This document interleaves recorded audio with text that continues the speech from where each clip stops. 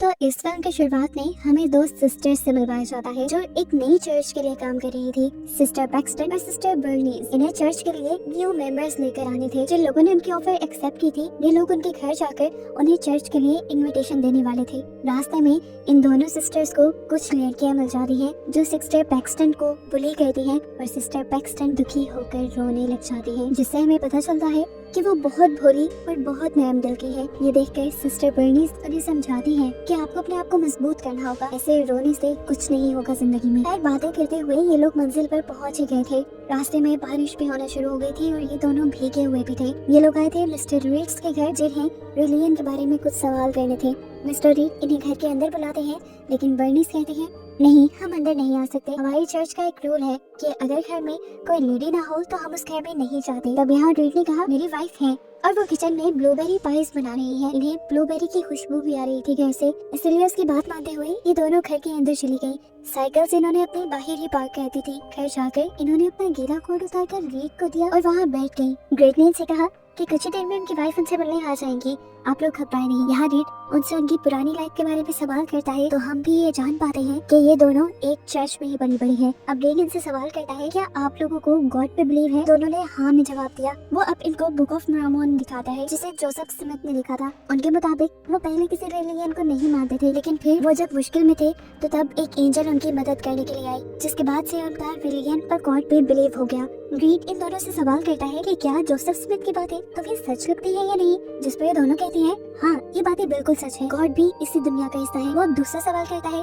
क्या तुम्हें मौत के बाद दूसरी जिंदगी पे बिलीव है, जिस पर भी इन दोनों ने हाँ बोला। सिस्टर पैक्सटन कहती है जब मैं मरूंगी तो मैं एक बटरफ्लाई बनके अपनों की फिंगर पे बैठूंगी और उन्हें बताऊंगी कि मैं मरने के बाद भी उनके साथ हूँ। फिर वो उनसे सवाल करता है कि क्या एक आदमी का सादा शादी करना ठीक है? पैक्सटन फौरन कहती है मेरे लिहाज से तो यही ठीक। तब वो उससे पूछता है क्यों, तुम्हारी तो चर्च वाले इस रूल को मानते हैं। तब सिस्टर बर्नीस बोली हाँ ऐसा है, लेकिन वो इसलिए क्योंकि हमारी चर्च वाले अपने मेंबर्स बढ़ाना चाहते हैं और एक फैमिली के जितने मेंबर्स होंगे उतने ही चर्च के मेंबर्स भी बढ़ेंगे, इसलिए उन्होंने ये रूल रखा। जिस बात पर उस आदमी ने कहा नहीं ऐसा नहीं था, मैं बताता हूँ। जोसेफ ने अपनी अय्याशी के लिए ज्यादा शादियां की थी और उसको फॉलो करते हुए ये लोग ज्यादा शादियां करने लग गए और इस सब को रिलीजन का नाम दे दिया। ये सुनकर अब दोनों सिस्टर्स एकदम से बहुत ज्यादा हैरान हो गई। इस आदमी को तो उनसे ज्यादा नॉलेज था। फिर उसने इन दोनों को बताया कि मैंने काफी सारे रिलीजन पढ़े हैं और अब तक का मेरा निचोड़ ये है कि तुम जितना ज्यादा जिस रिलीजन को पढ़ोगे तुम्हें लगेगा कि तुम उतना उस रिलीजन को कम जानते हो। इसके बाद वो उठकर लॉन से कमरे की तरफ चला जाता है और कहता है कि अगर तुम मेरी वाइफ से मिलना चाहते हो तो अंदर आ जाओ। इन लोगों को कुछ गड़बड़ लग रही थी, अंदर बिल्कुल अंधेरा था। यहाँ पर पैक्सटन ने जैसे ही कैंडल मोड़ी तो वो ब्लूबेरी फ्रेग्रेंस कैंडल थी और इससे ये लोग जान गए कि वो आदमी झूठ बोल रहा था। उसकी वाइफ नहीं थी उसके घर और न ही वहाँ कोई ब्लूबेरी पाई बना रहा था। कुछ गड़बड़ महसूस होने पर ये लोग चर्च में कॉल करने का नाटक करते हैं, लेकिन ये आदमी कोई कच्चा खिलाड़ी नहीं था। वो इन्हें बताता है कि इसके घर की दीवारें मेटल की बनी है, जिसकी वजह से कोई सिग्नल भी अंदर नहीं आता और यहाँ की आवाजें भी बाहर नहीं जाती। इन्हें जब ये एहसास हुआ कि ये यहाँ पे ट्रैप हो चुकी हैं, तो सिस्टर बर्नीस ने कहा कि हमें उस आदमी से बात करनी चाहिए, शायद वो हमें यहाँ से जाने दे। ये लोग आगे बढ़कर उसको फॉलो करते हुए एक कमरे में चले गए। ये कमरा बिल्कुल एक चर्च की तरह बना हुआ था। आते ही उन लोगों ने उस आदमी से कहा हमें चर्च जाना है, प्लीज हमें जाने दो। रीड ने जवाब दिया मैंने तुम्हें यहाँ कैद नहीं किया, फ्रंट डोर का दरवाजा अब सुबह को ही खुलेगा क्योंकि इस पर टाइमर लगा है। अगर तुम चाहो तो पीछे के दोनों दरवाजों को इस्तेमाल करके यहाँ से बाहर निकल सकते हो। वो हैरान थे कि दरवाजों पे टाइमर कौन लगाता है। खैर इन्होंने बाहर जाने के लिए जैसे ही एक दरवाजा खोला तो वो बेसमेंट से होकर जा रहा था। इससे उन्हें जाना बेहतर नहीं लगा और जब इन्होंने दूसरा दरवाजा खोला तो ये भी बेसमेंट से ही होकर बाहर जा रहा था और अब तो इनको बिल्कुल लगने लगा कि इस आदमी ने जानबूझकर उन्हें यहाँ फंसाया है। सीन कट होकर हमें फादर को दिखाया जाता है जो सिस्टर्स के अभी तक वापस न आने पे काफी परेशान थे और वो उन्हें ढूंढने के लिए निकल जाते हैं। अब इन्होंने बाहर निकलने का उससे नहीं पूछा क्योंकि वो जानते थे कि आदमी उन्हें यहाँ से बाहर नहीं निकलने देगा। वो आदमी नॉर्मली इनसे बातें करना शुरू कर देता है और इन्हें मोनोपोली नाम की एक गेम दिखाता है और सेम उसी पैटर्न जैसे और भी गेम्स दिखाता है जिन्हें खेलने का तरीका सेम था, लेकिन उनके नाम चेंज थे। यहाँ पे बर्नीस को एक लेटर ओपनर दिखा जिसे उसने उठा के अपने पास छुपा लिया मुश्किल वक्त में इस्तेमाल करने के लिए। अब इस आदमी ने बोलना शुरू किया और कहा देखो ये सभी गेम्स सेम है, इन्हें खेलने का तरीका भी सेम है, फिर भी लोग इन्हें खरीदते हैं और बहुत ही शौक से खेलते हैं। इसके बाद वो 3 रिलीजन की होली बुक्स इनके सामने टेबल पर रखता है और इन्हें बताता है कि मैंने ये तीनों पढ़ी हैं, इन तीनों में सेम बातें लिखी हुई हैं, जिसका मतलब था कि एक ही रिलीजन बस ठीक है और बाकी रिलीजन ने पिछले रिलीजन को कॉपी किया है। वो यहाँ पर इन्हें ये भी कहता है कि तुम्हारी चर्च भी फेक है, ना जाने किसने किसको कॉपी किया है। इनकी बातें सुनते सुनते सिस्टर बर्नीस अपने कोट में हाथ डालती है।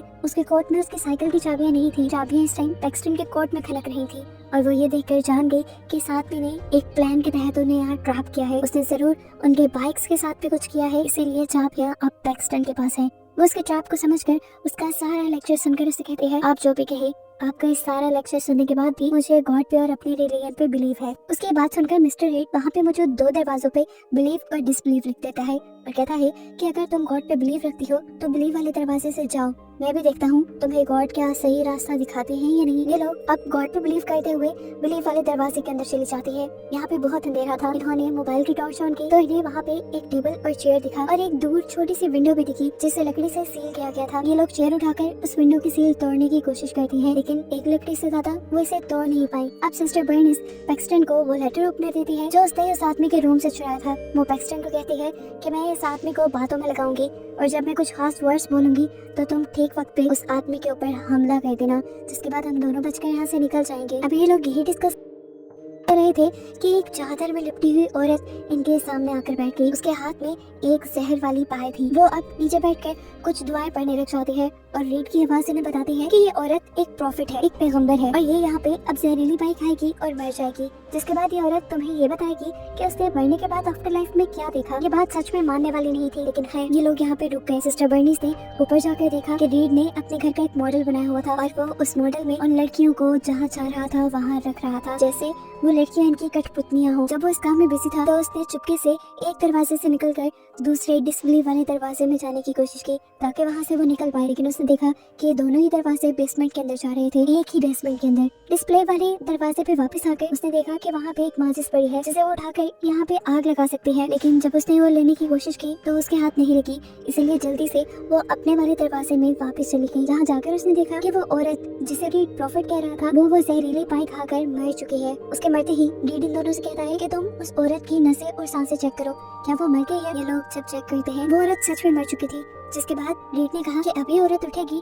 और तुम्हें बताएगी कि उसने आफ्टर लाइफ में क्या देखा। वो यही बात करता है कि अचानक उनके घर की बेल बज जाती है। ये दोनों जानती थी कि फादर ही आए होंगे यहाँ उनको ढूंढते हुए, लेकिन रीड ने जाकर झूठ बोल दिया कि मेरे घर पे इस टाइम कोई भी नहीं है, बाहर साइकिल्स भी नहीं थी, इसीलिए उसकी बात को सच मानते हुए फादर वहाँ से चले गए। यहाँ दूसरी तरफ ये लोग रीड के रूम से वो माचिस ले आई थी जो इनके पास थी। वो बेसमेंट में ये माचिस ऑन करके फादर को ये साइन देना चाहती थी कि वो यहीं पे ट्रैप है, लेकिन इससे पहले ही फादर यहाँ से चले गए। अभी वो यही सब कर रही थी कि पीछे से वो औरत भी जिंदा हो गई जिसे वो प्रॉफिट कह रहे थे। औरत ने जिंदा होते ही इन्हें बताया कि उसने मरने के बाद एक क्लाउड देखा जो जन्नत नहीं था और ये सब भी असल नहीं है। ये कहते ही यहाँ पर रीड आ गया और उस औरत को ले गया। ये सब चीजें देखकर बर्नीस मानने को तैयार ही नहीं थी। वो रीड से पूछती है तुमने ये सब कैसे किया। वो मरी थी, मैंने भी चेक किया था। बर्नीस इस टाइम फुल कंफ्यूज हो चुकी थी। वो उससे कहती है क्या पता ये उसका नियर डेथ एक्सपीरियंस हो, क्योंकि मैंने भी बचपन में नियर डेथ एक्सपीरियंस किया हुआ है और जब मैं बिल्कुल मरने के करीब थी तब मैंने भी ऐसी ही कुछ चीजें हेलुसिनेट की थी, लेकिन फिर गॉड ने मुझे एक नई लाइफ दे दी। ये सारी बातें करके असल में सिस्टर बर्नीस रीड को डिस्ट्रैक्ट कर रही थी। बातें करते करते वो जोर से मैजिकल अंडरवेयर कहती है, यानी ये वो टाइम था जब पैक्सटन ने रीड के ऊपर हमला करना था। इससे पहले कि पैक्सटन उसे मार देती, रीड जल्दी से अपने पास से एक चाकू निकालकर सिस्टर बर्नीस का गला काट देता है, जिसे देखकर पैक्सटन झंझला गई। उसने पूछा ये क्या किया तुमने, जिस पर रीड ने कहा कि ये लड़की असल नहीं है, ये एक स्टिमुलेशन है। वो अब उसे मारने के बाद के कटे हुए हाथ से एक चिप निकालता है और उसे कहता है देखो ये इसकी चिप, जिस पर पैक्सटन कहती है ये चिप नहीं है, ये बर्थ कंट्रोल के लिए एक इम्प्लांटेशन है और मैं जानती हूँ तुमने जो सब किया वो कैसे किया। वो औरत जिसे तुम प्रॉफिट कह रहे हो वो सच में मरी थी, लेकिन फिर पहले मरने वाली औरत और दूसरी औरत दोनों चेंज थी। मैंने देखा था उनके बैठने के तरीके भी चेंज थे और इन औरतों के बदलने का काम तब हुआ था जब हम लोग ऊपर माचिस लेने के लिए आए। ये सब तुम्हारा कंट्रोल प्लान था और मैं जानती हूँ कि बेसमेंट में जरूर कोई गड़ा भी है जिसके अंदर वो औरत अभी मरी पड़ी होगी। रीड उसकी बातें सुनकर हंसने लगता है और उसे कहता है तुम ये सब साबित कैसे करोगी। तो पैक्सटन कहती है मैं वो सीक्रेट पैसेज ढूंढ लूंगी, जिस पर वो हंसने लग जाता है और कहता है यहाँ कोई सीक्रेट पैसेज नहीं। और ये सुनकर पैक्सटन दोबारा उसी बेसमेंट में जाती है सीक्रेट पैसेज ढूंढने के लिए और उसे मिल भी जाता है। हैरानकुन तौर पे उसकी थ्योरी बिल्कुल सच थी। वहाँ पैसेज में उस मरी हुई औरत की लाश भी पड़ी हुई थी।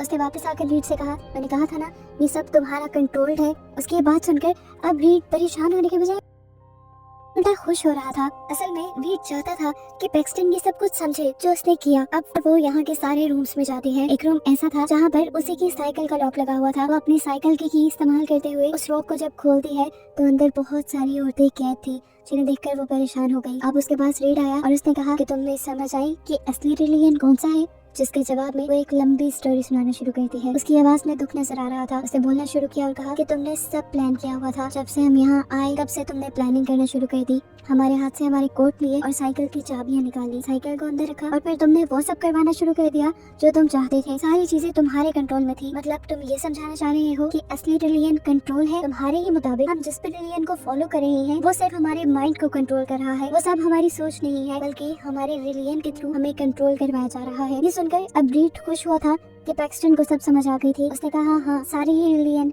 हमें कंट्रोल करते हैं। पैक्सटन को पता नहीं क्या चीज दुख दे रही थी। वो अब अपने पास छुपाया लेटर ओपनर निकालती है जो उसे सिस्टर बर्नीस ने दिया था और एकदम से पीछे मुड़कर उस आदमी के गले में स्टैप कर देती है। उसे मारने के बाद वो फौरन ऊपर जाती है, ऊपर कमरे में जहाँ रेड ने इस घर का मॉडल बनाया हुआ था।